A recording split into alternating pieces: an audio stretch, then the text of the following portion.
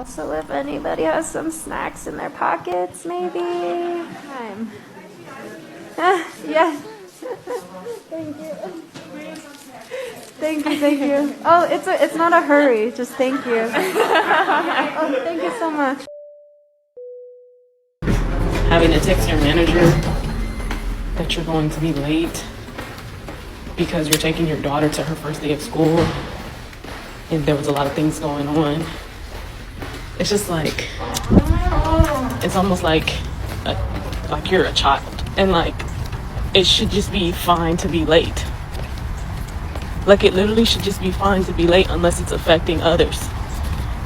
But I have to call and I have to check in with somebody and let them know that I'm going to be late when I'm doing something perfectly reasonable. I'm getting my daughter to her first day of school. I'm making sure that her father has the car tag so that when he picks her up, they know that she belongs to him. I shouldn't have to check in and let someone know about that. And then I miss all day with my kids to come in here and earn not even a living. As a man and a father, I cannot pretend to understand the bond that a mother has with her children. So when a mother drops her children off at daycare or school, it has to be a very gut-wrenching feeling that only mothers can understand. That said, however, this particular young lady was a stay-at-home mother, and she had an opportunity to not be in this situation. But she found a problem with that as well. But it was the things that he said in the way that made me feel that's the reason why I'm not with him today. And one of those things that he said to me was when we were already splitting up and I was moving out. And I was telling him, like, hey, we don't need to do a nasty divorce, but, like, you do need to, like, give me some money to go on about my way because I've been a stay-at-home mom for the past year and a half, and I don't have anything to show for that year where I could have been earning money. I was at home taking care of us.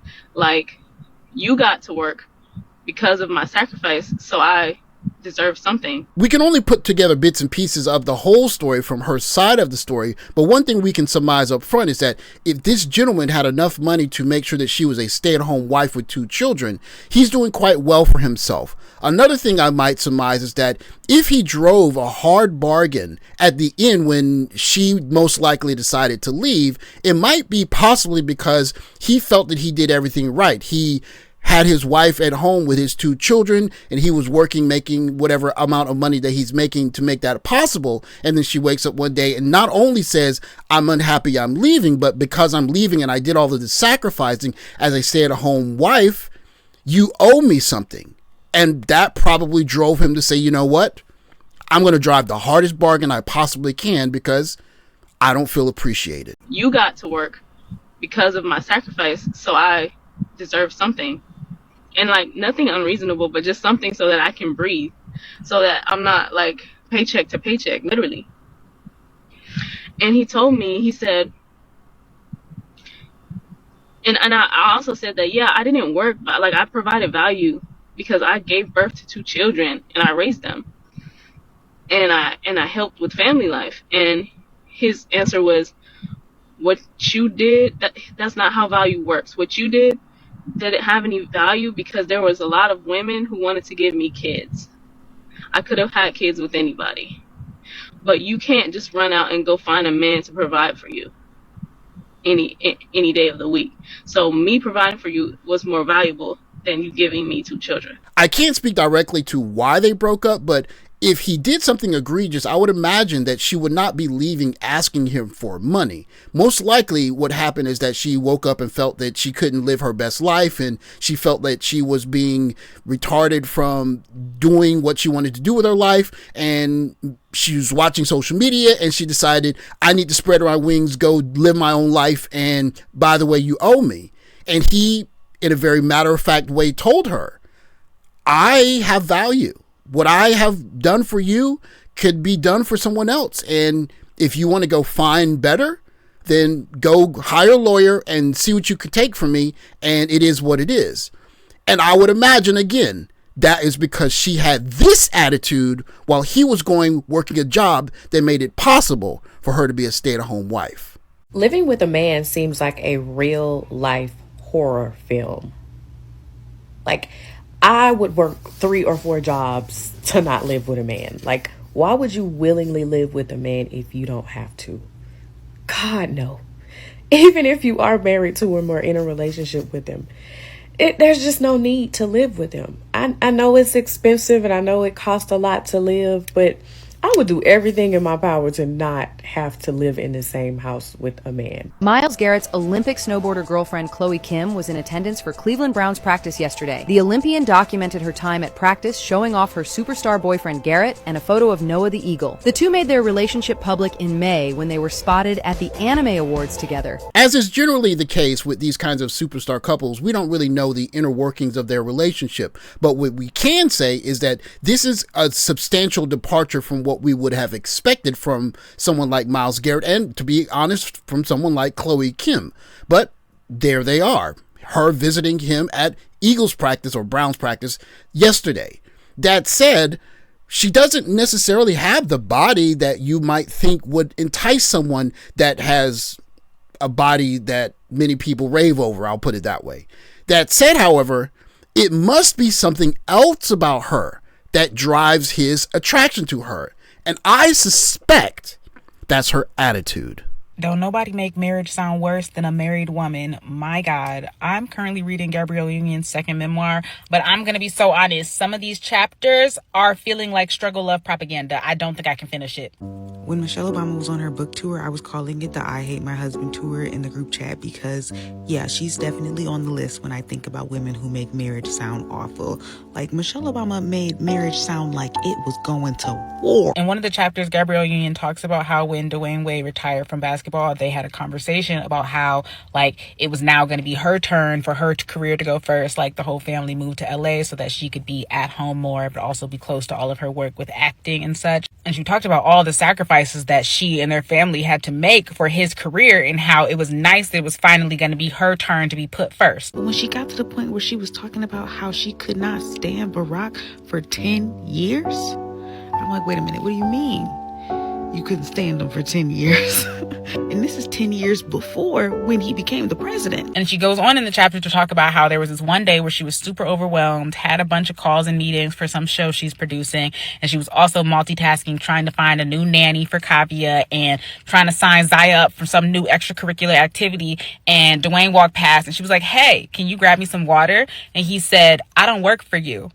And I get that Michelle and Barack are a special case, you know, like even before he was the president, like he was a politician and, you know, she saw that star potential. So I could see why Michelle might think it was worth putting in the work. But I just don't like when I see Black women positioning like this kind of struggle love as something that's just a part of marriage when like everyone's marriages are not that way. And it does not have to be a condition for you to find love.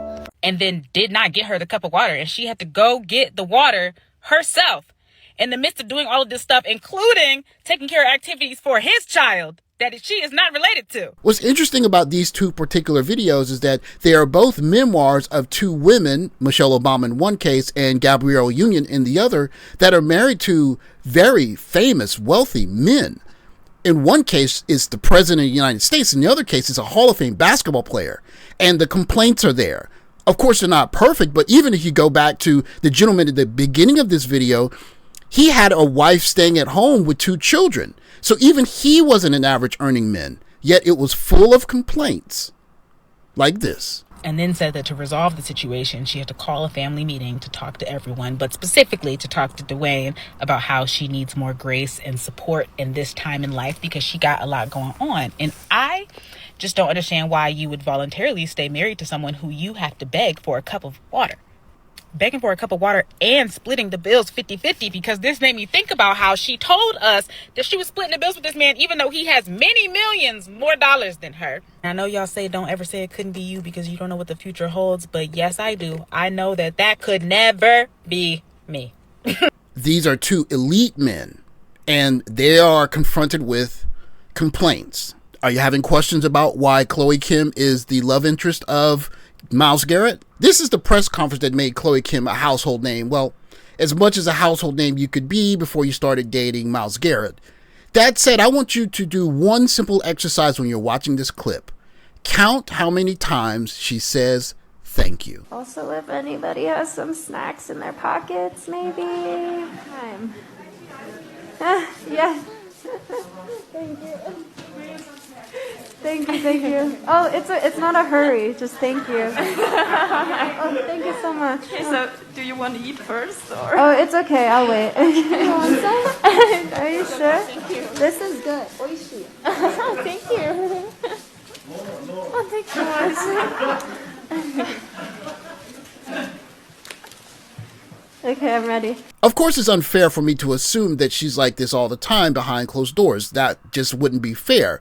But if she's anything close to this behind closed doors, it's no secret as to why Myles Garrett went in a very different direction than many people would have estimated for him to date someone like a young snowboarder who got famous for asking for snacks at the Winter Olympics. And this is in stark contrast to a First Lady of the United States and an actress that's married to probably the second greatest shooting guard of all time in the NBA, essentially saying that their husbands have to do more. And I'm unhappy because I didn't like my husband for 10 years. Or him saying, I'm not your employee, suggesting that maybe there's a way that she said it to Dwyane Wade that maybe was not as nice as it could have been. All of this being considered, if they can't get niceness from the First Lady or from an actress as the president and as the second greatest shooting guard of all times, we're not going to have much of a chance, as we saw with the gentleman in the beginning of this video. And so it's not to anyone's surprise that when we see Chloe Kim become the love interest of Myles Garrett, it symbols a shift in what black men want. Instead of curves and the beauty of the African-American woman in the body and voluptuousness, more men are just saying, I want someone that's going to be nice to me.